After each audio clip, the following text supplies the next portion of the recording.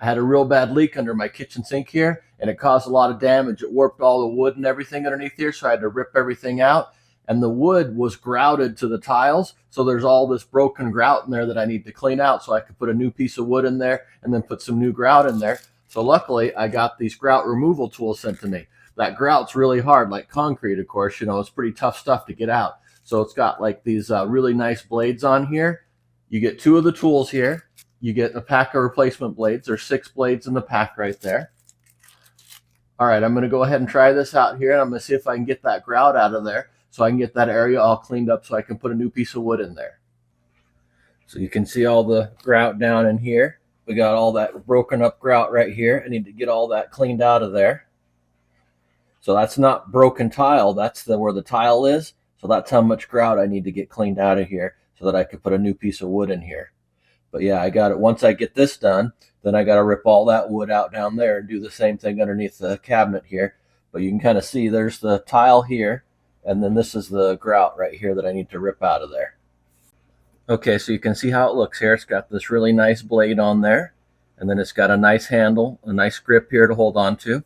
It's also got a hang hole here so you can hang it on your pegboard or hang it up on a hook or something in your garage there, so it's easy to find. All right, so let's look at this right here. You can see how that looks. And then it's got the nice screws in there to replace it. It's supposed to last a really long time, so we'll go ahead and see how well it cleans up this area right here.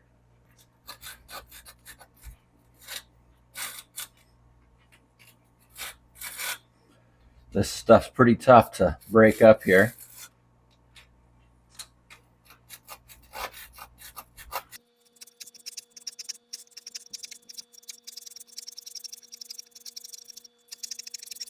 Once you get a little bit of a groove in there, then you can just start sawing on it there. You can see the progress I'm making here when I saw on it. It builds right in there into there. Now they say you can also put 2 blades on if you have really thick grout. So I'll go ahead and show you what it looks like with the 2 blades.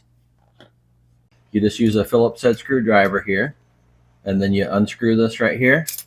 You got the bolts on the back there, so just put your finger underneath it there so you don't lose your nuts there.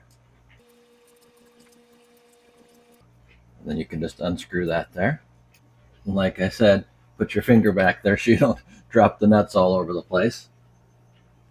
And then you got your bag of blades here. I'm just going to take another blade. There's a close-up of what the blade looks like.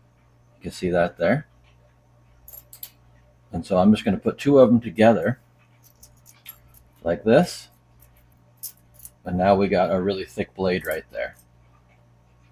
And then you can see this is what it looks like here. It's a really hard, thick plastic right there. And it's got the really nice area right here where the nuts fit in there. It's even got the little shape there to hold the nuts in place. Just put these on here. And like I said, put your finger here, and then you can screw this back in. So it's got a really nice design, really easy to change the blades, really easy to add a second blade. If you have trouble with it, you can set it down on the ground like that, or set it down on the tile, and then put a little more pressure on there. And then you can get your screws in a little tighter. Feels nice and snug. All right, now I'll try the 2 blade setup here. You can see what it looks like.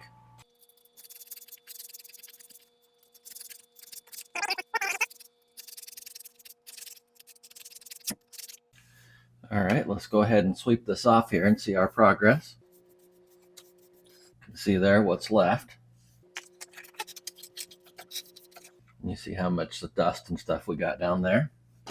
So I think that for this particular setup, the single one works better, and the double one would be better if you were cutting inside the tile, or if you're cutting around the tile. But since I'm right here on the edge, I think the single one will be fine.